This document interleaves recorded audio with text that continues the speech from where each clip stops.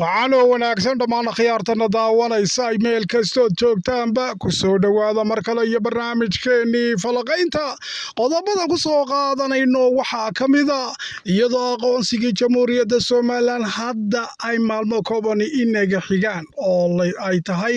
hoosu tiri ayaamaha ka hadhay aqoonsiga somalilan 1 2 3 yacni ilaa iyo 30 maalmood ama moogtahay 40 cisho ee soo socda ayaa aqoonsiga somalilan uu markaa natiijo fiicani ay ka dhalanaysaa. taasi waxaa daaha ka rogay xildhibaan ama senator Ted Cruz oo markaasi warbaahinta Fox News u sheegay in aqoonsiga somalilan ee uu siinayo madaxweynaha Mareykanka Donald Trump ay tahay mid geedka go'an ah oo maanta ay tahay go'aan adag oo u gaadhay madaxweyne Trump oo aan ka soo noqosho lahayn. waxaana uu Ted sheegay inay somalilan tahay saaxiib istaraatiijiya oo lama huraan ah oo aan laga labalabaynaynin aqoonsiga la siinayo si markaasi looga hortago isballaadhinta iyo isfidinta uu samaynayo Chinesku. saaxiib istaraatiijiya oo markaasi qayb laxaadle ama qayb weyn ka qaadanaysa istaraatiijiyadda Mareykanka ee markaasi Afrika ayaa markaa ay somalilan tahay ayuu yidhi. waxaanu daaha ka rogay oo uu taakiidiyey in aqoonsiga somalilan uu biyo kama dhibcaan yahay. haddaba iyada oo markaa guusha weyne ay somalilan u soo hoyatay oo weliba hadda ay dee cumaamada ama sharaftu ay dul saaran tahay qaranka jamhuuriyadda somalilan marka uu guulaystana cidda guushaasi markaasi hormuudka u ah ee burtuuraha u ah ee markaa magaca badi heli doonta inkastoo reer somalilan oo dhammi ay magac ka helayaan waxa weeye xukuumadda somalilan. laakiinse xukuumaddii somalilan ayaa hadda golihii wasiirada ayay ka dhex tolatay waxaana durtaba laga hayaa wasiiradii ka tirsanaa xukuumadda cabdiraxmaan ciro in ay markaasi dhinaca kale wax wadaan. waxaa hadda markaa fadeexad weyne ay dul hooganaysaa 2 wasiir kaasi oo mid uu yahay wasiir geeljire oo markaa qoraalu shalay toolo soo qoray oo markaa saab TV uu baahiyey uu markaa ku sheegay arrin isaga oo markaa ka walaacsan oo warwar ka muujinaya lacagta iyo deeqaha markaa Soomaaliya uu ka jaray Mareykanka iyo wadamada reer galbeedka oo yidhi haddii lacagii iyo deeqihii quwadihii waaweyn ay naga jareen de maxaa kale inoo yeelay inta iyagu dadka wax bareen haddana haddii marka yacni calaacal noocaasa oo marka arrin somalilan u yaallaba aanu ahayn. somalilan waxay ilaa 1991 ku soo caanamaashay waxa uu ahaa in markaa aanay cidna deeq siin jirin oo waddan keligii iswada. taasi ayaana maanta xitaa aqoonsiga waxyaabaha dhiirigeliyey ka mid a. haddaba wasiir geeljira ayaa waxaa la sheegay inuu walaaca la qaybsanayay Soomaaliya u baroorinaysay markaa dhaqaalaha uu reer galbeedku ka jiray. qodobka labaad ka daro dibidhal wasiirkii waxbarashada ayaa maantana ka dhex hadlay jaamacadda Hargeysa waxaana uu yidhi waxaan salaamayaa gudoomiyaha gobolka Banaadir talo xagebaynu joognaa jaamacaddii Hargeysa qalijabinaysa ayuu ka dhex yidhi wasiirkii waxbarashadu waxaan salaan kaliya laabo u dirayaa buu yidhi gudoomiyaha gobolka Banaadir. haddana uu ka noqdayo markii dambe ayuu yidhi gudoomiyaha gobolka Hargeysa isagoo oo gobolka dhan ee somalilan ee magaalo madaxiisa ku taalo ee Maroodi Jeexa gebigiisaba iska waayeyba oo magacii dhammaaba moodaya in hadda markaasi dowladdii federaalka ka tirsan yahay. reer Banaadir iyo gudoomiyihii gobolka Banaadir ayuu xifdisan yahay. dad badan ayaa baraha bulshada ka dhaleecaynaya oo leh markaasi xukuumaddu way isdhex jeeftaa madaxweyne ciro xukuumaddiisu waxaana intooda badan hadda ay laabta kala socdaan Soomaaliya. taasi waxaa dheer in markaa kooxdii guddidii abaaruhu ayaguna ammaan ay daraatoola u soo jeediyeen Soomaaliya oo yidhaahdeen dowladdii federaalka na soo caawisay oo $700,000 markaasi noo keentay.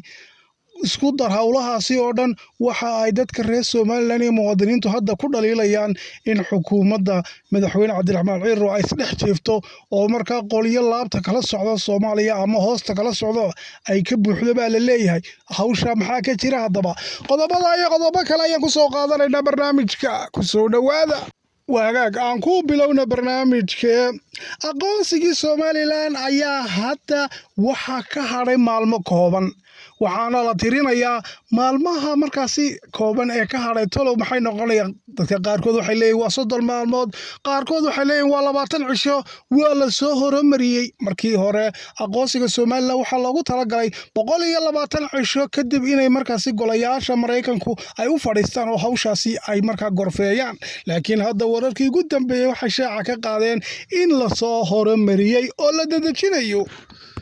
kadib markii laga warhelay in dagaal xooggan ay kula jiraan wadamo diidan danaha Somaliland iyo danaha Mareykankaba. taasina waxay keentay hadda in xukuumadda dalkaasi Mareykanka ka arrimisa iyo golayaasha sanadka iyo Congress-kuba ay markaasi hadda isku raaceen go'aan ay qaateen in la dedejiyo aqoonsiga Jamhuuriyadda Somaliland maadaama cadowga Mareykanka iyo cadowga Somalilandba ay isku dayayaan inay fashiliyaan oo xitaa markaasi dhex galaan qaybihii markaa kala duwanaa ha ahaato yacni dagaal toosa, dagaal diblomaasiyadeed iyo dagaallo markaasi kala duwan oo mijaxaabin taasina waxaa hadda la sheegay in ay markaa kooban tahayba maalmaha aqoonsiga Somaliland ka hadhay. waxay noqon kartaa 30 maalmood, waxay noqon kartaa 3 wiig, 2 wiig. marka waxaana biyo kama dhibcaan hadda oo xaqiijiyey gudoomiyaha guddi hoosaadka golaha sanadka ee dalkaasi Mareykanka u qaabilsan arrimaha Afrika iyo la dagaalanka isballaarinta Chinese-ka waxa weeyaan Senator Ted Cruz oo u waramayay TV-ga Fox News ayaa dhowr saac ka hor waqtigan warka duubayo waxa uu markaasi sheegay in aqoonsiga Somaliland uu yahay biyo kama dhibcaan, go'aanka Mareykankuna uu yahay mid aanu ka labalabaynaynin oo aanu ka noqon taasina ay tahay markaa guul weyn oo soo hoyatay istaraatiijiyadda uu Mareykanku doonayo inuu Afrika inteeda kale markaasi uu ku gaadho iyo siduu gacanta ugu dhigi lahaa ee uu diblomaasiyadiisa iyo siyaasadiisa iyo dhaqaalaha isfidinta xagga dhaqaalaha iyo xagga awoodda Mareykanka ee Afrika ay qayb libaax leh ka qaadanayso Jamhuuriyadda Somaliland ay tahay markaa wadan istaraatiiji oo saaxiib dimuqraadiya oo markaasi Mareykanka meel adag kaga yaala oo aanu diidi karin, dibna u dhigi karin, kana walaaci karin, kana labalabayn karin oo markaa hadda la hirgelinayo aqoonsiga Somaliland. xildhibaan Ted Cruz waxa uu sheegay in maalin dhow la arki doono go'aanka Trump qaatayna uu yahay nin horta go'aan adag uu yahay Trump oo go'aamadiisa aan ka walaacin go'aanna uu ku gaadhay oo isagu hadda uu xaqiijinayo oo uu sheegay inaanu ka noqonaynin oo uu qaadayo tallaabada aqoonsiga Jamhuuriyadda Somaliland. haddaba iyadoo oo markaasi sida guusha weyn inoogu soo hoyatay oo aqoonsiga Somaliland soo markaasi biyo dhici onkadkii iyo hilaacii iyo xaynahayo marka foorihiisi ayaa dhinaca kale xukuumadda uu madaxweyne Cabdiraxmaan Ciro uu soo dhisay inkastoo madaxweynuhu runta ma kala sheegay dadaal weyn ilaa hadda uu qaadayo oo xagga aqoonsi raadinta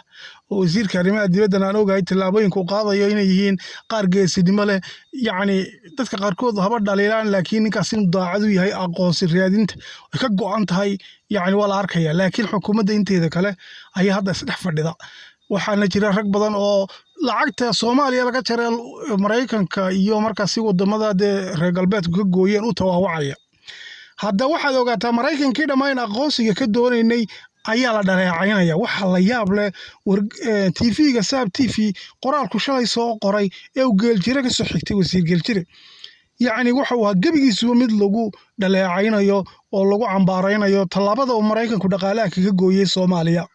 ileen Mareykan caawimaad Somaliland muu siin jirin, dhaqaalo ka goostayna ma jirto. iminkana saaxiibtinimo iyo wada shaqayn iyo markaa goobaha istaraatiijiga sida quwadaha caalamka u wada shaqeeyaan ayuu u ixtiraamaya Somaliland ku aqoonsanaya. dhaqaalo naga goostay ma jirto. marka haddaba wasiir Geeljire qoraalkaasi uu Saab TV soo dhigay tolo yuu ka cabanaya lacagahan la gooyey waayo yaa laga gooyey lacagaha markaasi la sii jiray ila Somaliland waxa uu mabay dhicinba waqtigaas ayay mar malaha developmentka waxyaabahaasi ay yarasiiyeen. madaxweyne Muuse waa kii aanu deeqaha ma qaadanayo aanu waxaan ahay buu yiri laandheere banaan degay